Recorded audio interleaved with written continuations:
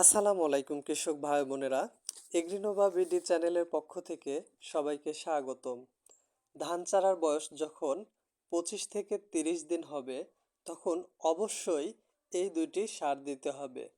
প্রত্যেক বিঘায় 20 কেজি বাংলা ড্যাপ সার এবং 10 কেজি পটাশ সার।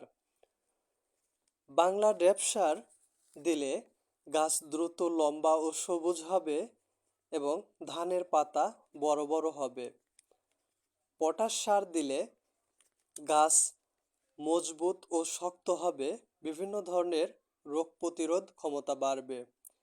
এবার খুব সুন্দর করে এভাবে ধান জমিতে যদি ছিটিয়ে দেওয়া যায়, মাত্র 1 সপ্তাহের মধ্যে ধান গাছের অন্যরকম